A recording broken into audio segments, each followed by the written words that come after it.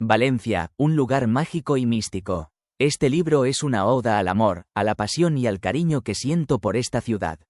Unas líneas dedicadas a todos los que llenan esta sala, y especialmente a Valencia, a todos aquellos que lo perdieron todo en esa fatídica inundación. Hoy, más que nunca, este libro adquiere un significado especial. Se lo dedico también a una persona muy querida, que falleció recientemente y que habría deseado estar aquí con nosotros. Sus palabras resonarán al final de esta charla, pues estoy seguro de que nos escucha desde el más allá. No pretendo ofrecer una guía turística de Valencia. Hay muchas otras publicaciones que cumplen ese propósito. Este libro es un viaje a través de su historia y antropología, en busca de las leyendas, el folclore y los secretos que nuestros antepasados nos han transmitido de generación en generación. Historias casi olvidadas, algunas compartidas por el escritor Rafael Solá, otras que han aparecido por sí solas. Hablaremos de un lugar mágico, un lugar de poder, precisamente donde estamos reunidos hoy, el Ateneo. Aquí habita un espíritu, una entidad que nos envuelve y que, sin duda, escucha nuestras palabras. Antes de adentrarnos en el encanto de Valencia, debemos entender qué define a un lugar mágico o un lugar de poder. En primer lugar, es un espacio que nos permite trascender, conectar con nuestra espiritualidad. Puede ser una montaña, un río, un lago o incluso una calle por la que caminamos. Lugares impregnados de mitos, leyendas, sucesos, energías y tradiciones. También es un lugar que nos transforma, donde nos conectamos con la tierra, el aire, el fuego y el agua, los 4 elementos. Algunas personas son más sensibles y perciben en estos espacios algo diferente, como una conexión con lo cósmico, o incluso pueden experimentar sucesos paranormales, apariciones o avistamientos. Y por último, un lugar mágico es aquel que nos hace sentir en paz, con una sensación de tranquilidad y armonía. Aunque no siempre es fácil interpretar el mensaje que nos transmiten, debemos aprender a sentir esa divinidad, esa espiritualidad que muchos de ellos emanan. Los lugares de poder nos recargan energéticamente. Son como chakras, al igual que el cuerpo humano, que nos permiten sanar a nivel energético y espiritual. Absorbemos su energía y compartimos la nuestra, conectando con la tierra y encontrando lugares mágicos que nos transportan a otro mundo, a un plano espiritual. En este libro desvelaremos algunos de esos lugares mágicos, donde he sentido esa energía que me ha llevado a otro mundo. Hablaremos de Josefa Transit, la única mujer valenciana que se declaró bruja ante el Santo Oficio, y de las ordenaciones de Aneu, que sentaron las bases para la persecución de la brujería.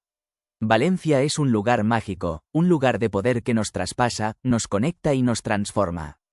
Es un lugar que nos abraza con su energía y nos invita a descubrir sus secretos. Las sombras de la brujería, el caso de Josefa Transit. En el tenebroso pasado, cuando la superstición reinaba suprema, comenzó una siniestra persecución contra las mujeres acusadas de brujería. En España, el año 1424 marcó el sombrío inicio de este trágico drama, y Cataluña se convirtió en el epicentro de este macabro espectáculo. Las ordenanzas de Aneu, unas instrucciones infames, dictaminaban los métodos de tortura, persecución y condena de las supuestas brujas. Entre las innumerables vidas destrozadas por esta crueldad, destaca la de Josefa Transit, una enigmática mujer que caminaba por las oscuras calles de Valencia. Sus ojos llameantes y su aura inquietante inspiraban terror en los corazones de quienes la veían. Según las habladurías, iba acompañada de 3 diablillos que susurraban palabras siniestras a su paso. La primera acusación contra Josefa Transit surgió de un pescador llamado Domingo Balaguer. Desesperado por mejorar su escasa pesca, acudió a ella en busca de un hechizo. Inicialmente, sus oraciones y amuletos parecieron surtir efecto, pero la suerte de Balaguer pronto se agotó. Fue entonces cuando una figura llamada Cosme acudió a Josefa en busca de alivio para su grave enfermedad. Ella le entregó una cruz de latón y un brebaje, pero el estado de Cosme empeoró inexorablemente. Ante esta situación, la esposa de Cosme decidió acusar a Josefa ante el temido Santo Oficio. Fue entonces cuando la verdadera naturaleza de Josefa empezó a desvelarse. Confesó que podía transformarse y colarse por el ojo de la cerradura para observar a Cosme. Esta capacidad de metamorfosis era una característica distintiva de las brujas. Además, Josefa afirmó que la enfermedad de Cosme provenía de una mujer envidiosa que lanzaba maldiciones en un aquelarre lejano. Esta autoinculpación de vuelo brujeril era otra prueba incriminatoria. Incluso confesó haber hecho un pacto con el demonio para maldecir a su sobrina enferma. Sin embargo, a pesar de sus confesiones, el Santo Oficio optó por una sentencia inusual. En lugar de quemarla en la hoguera, como era habitual en los casos de brujería, condenaron a Josefa Transit a confinamiento y flagelación. Fue desterrada a la remota ciudad de Yiva, donde pasó sus últimos días bajo la atenta mirada de los comisarios del Santo Oficio. Queda la pregunta, ¿era Josefa Transit realmente una bruja? ¿Fue fiel a sus creencias hasta el final o renunció a su supuesta afiliación con el mal en sus últimos días? El misterio que rodea su caso continúa fascinando y alarmando siglos después, recordándonos el poder de la superstición y el oscuro legado de la persecución de brujas. Los zapatos de la muerte, un oscuro secreto de Valencia. Recordando un fascinante libro que leí, me topé con una historia inquietante que me dejó reflexionando sobre la vulnerabilidad de la vida y las sombrías prácticas que alguna vez existieron.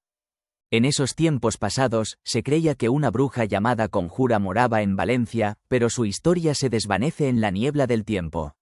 El libro también desvela un relato escalofriante, el de una mujer que vendía botas de difuntos.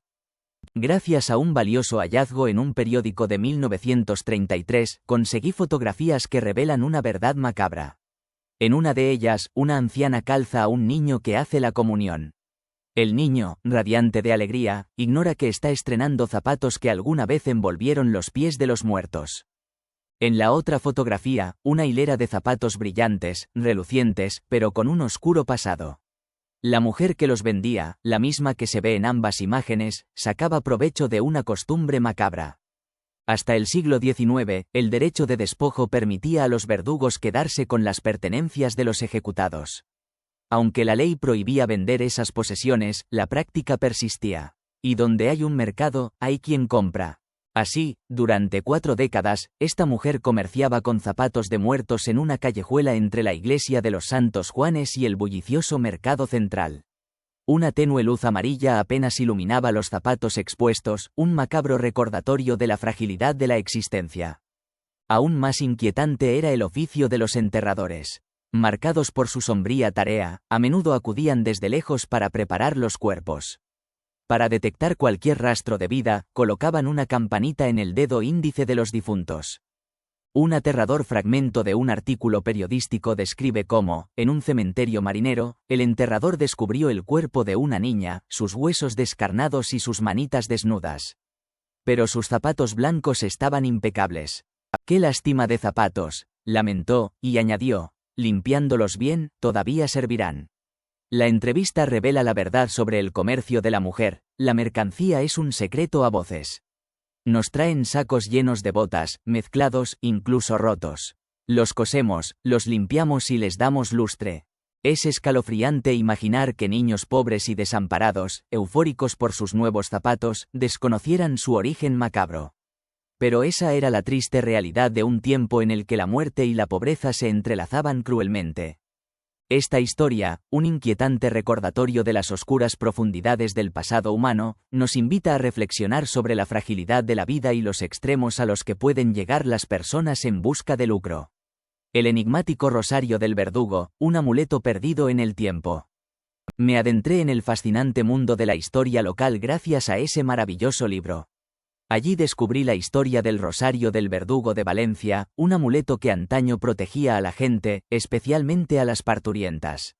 El periódico, La Linterna, publicó este intrigante relato. Hoy, es casi imposible encontrar un ejemplar de este emblemático periódico. Sin embargo, un hombre excepcional, Rafael Solaz, posee la única colección completa en España. Imagina la riqueza de información y conocimientos ocultos en esos viejos periódicos, a punto de desaparecer para siempre si no los sacamos a la luz. El ejecutor Manuel Marco de las Mulas, conocido como Manolete, tenía el privilegio de conservar los objetos de sus víctimas.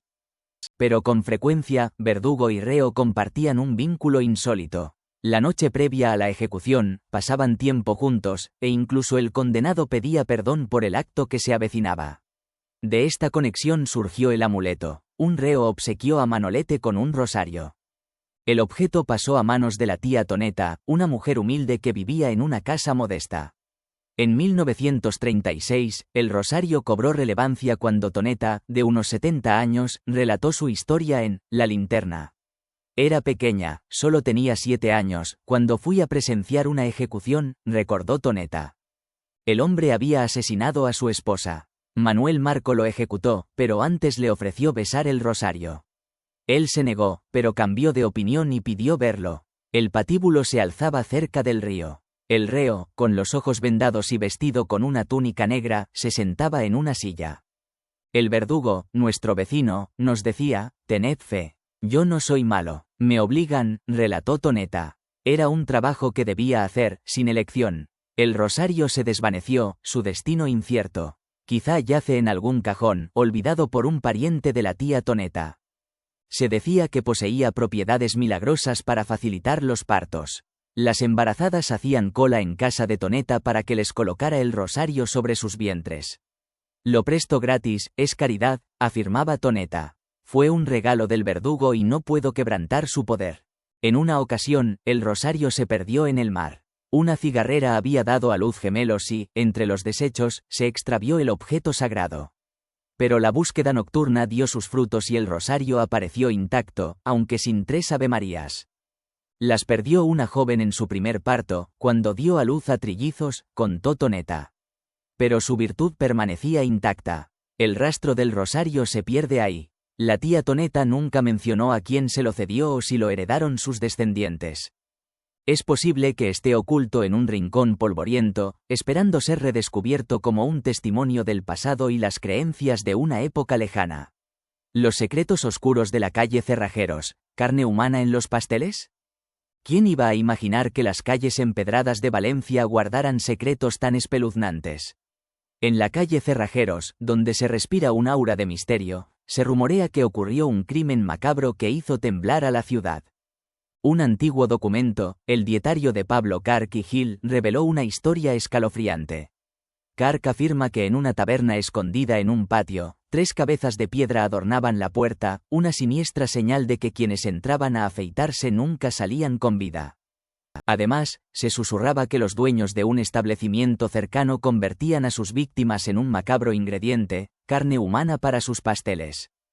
Aunque no hay evidencia histórica concluyente de canibalismo, la pobreza y el hambre que asolaban Valencia en aquella época plantean la inquietante posibilidad de que estos rumores no fueran solo leyendas. Las palabras de Jaime Roch, otro cronista de la época, sobre la conveniencia de evitar la carne en las carnicerías cercanas a las ejecuciones, añaden un escalofriante contexto. El milagro de San Nicolás, representado en la fachada de su iglesia, también sugiere que algo oscuro acechaba en las sombras. El santo resucitó a una persona desmembrada en una taberna, un testimonio de las atrocidades que se cometían. Más allá de la macabra historia, estos lugares configuran la identidad de la ciudad. Calles como la del Verdugo o la de las Brujas emanan un ambiente especial que transporta a otra época. Yo mismo he experimentado el silencio inquietante de la calle de las Brujas, donde las hechiceras del pasado parecen susurrar secretos desde sus ventanas. La guinda del pastel es una historia que se me confió bajo estricta confidencialidad. En el Ateneo de Valencia, donde los recuerdos de la ciudad se conservan con orgullo, escuché un relato que combina tristeza, compasión y un profundo respeto por el pasado. Es una historia que te dejará sin palabras y te hará apreciar aún más los misterios que se esconden en los lugares más inesperados. Experiencias paranormales en un Ateneo histórico. En medio de las paredes empapadas de historia de un antiguo Ateneo, se esconden relatos extraordinarios que desafían nuestra percepción de la realidad. Hace poco, tuve el privilegio de escuchar de primera mano historias inexplicables que habían quedado plasmadas en un libro fascinante. Una noche tardía, un miembro del personal de seguridad que hacía su ronda habitual notó una sombra solitaria en un sofá. La figura, con la cabeza apoyada en el respaldo en una pose de melancolía, no reaccionó a sus intentos de llamarla. Al comunicarse con el guardia de seguridad de la planta baja, descubrió que nadie había entrado ni salido por esa zona. Por la mañana temprano, una limpiadora se quedó perpleja cuando oyó el sonido de agua cayendo en un cubo que no había llenado. Nadie había entrado, pero el cubo estaba milagrosamente lleno. Estos incidentes, junto con el eco inquietante de un piano que sonaba desde el teatro vacío, avivaron la curiosidad y la especulación. Buscando respuestas, se convocó al conocido sensitivo Aldo Linares para una visita al Ateneo. Al subir a la secretaría, Linares sintió una presencia palpable. Señaló a un presidente anterior, cuya foto en el salón de juntas mostraba un semblante inusualmente serio. A medida que Linares entraba en la secretaría, una figura religiosa se le apareció justo antes de cruzar la puerta. Inconscientemente, un informático que se encontraba allí se dirigió hacia un área que Linares le advirtió que evitara. El informático informó que la presencia le había dicho que no debía entrar allí, un gesto que Linares interpretó como un indicio de que el espíritu estaba protegiendo la caja fuerte que solía manejar. Linares explicó que la presencia no era un fantasma malicioso, sino una entidad anclada que se sentía responsable de sus antiguas labores. Necesitaba sentirse acompañado y reconocido. Siguiendo sus consejos, el personal del Ateneo comenzó a saludar a la presencia y a hacerle sentir bienvenida. Curiosamente, Linares describió la apariencia de la entidad como un hombre calvo de traje gris verdoso, corbata con puntos amarillos y unos 55 a 60 años. Para sorpresa de todos, al buscar en los archivos del Ateneo, encontraron una imagen que coincidía perfectamente con la descripción de Linares, el antiguo tesorero del Ateneo. Hoy en día, el edificio sigue siendo un lugar fascinante, rico en historia y misterio. Estas experiencias paranormales añaden una capa de intriga y asombro a un lugar ya excepcional. Aunque la presencia del antiguo tesorero no sea malintencionada, sirve como un recordatorio de que incluso en los lugares más cotidianos pueden esconderse secretos que desafían nuestra comprensión. Valencia misteriosa, leyendas y secretos que cautivan. La magia y el misterio impregnan cada rincón de Valencia. Desde los lugares más icónicos hasta los rincones menos conocidos, la ciudad rebosa de historias y secretos que despiertan la curiosidad y encienden la imaginación. En este libro, nos adentramos en 47 emplazamientos que reflejan la rica historia y el espíritu sobrenatural de esta fascinante ciudad. Ascendemos las sinuosas escaleras del Miguelete, donde el tiempo parece haberse detenido. Exploramos el jardín del Palau de la Generalitat, un oasis de belleza donde la historia se entreteje con la leyenda. Descubrimos el jardín del Palacio de Benicarló, donde el rumor dice que aún se escuchan los ecos de antiguos romances. Visitamos el Palacio del Temple, donde los caballeros templarios dejaron huellas de su pasado enigmático. Recorremos el barrio del Carmen, un laberinto de calles estrechas y plazas ocultas que esconden un sinfín de historias por descubrir. Pero no solo nos adentramos en los lugares físicos de Valencia. También buceamos en sus leyendas y tradiciones, como el último inquisidor de la ciudad o el dragón que, según la leyenda, habitó en el jardín de Ayora. Cada capítulo desvela un nuevo secreto, un nuevo misterio que nos adentra en el alma de Valencia. El autor no oculta su fascinación por esta ciudad, su pasión por desentrañar sus misterios. Cada palabra está imbuida de un profundo amor por Valencia, una ciudad que ha cautivado a innumerables personas a lo largo de los siglos. Más allá de las páginas del libro, el autor conmemora a un ser querido perdido recientemente, un espíritu que encarnaba la magia y la luz que Valencia irradia. Sus palabras son un sentido homenaje a una vida dedicada a compartir amor, sabiduría y generosidad. Valencia, una ciudad que trasciende el tiempo y el espacio, un crisol de historia y misterio que invita a perderse y descubrir sus innumerables secretos. Este libro es una carta de amor a una ciudad que nunca deja de fascinar y sorprender.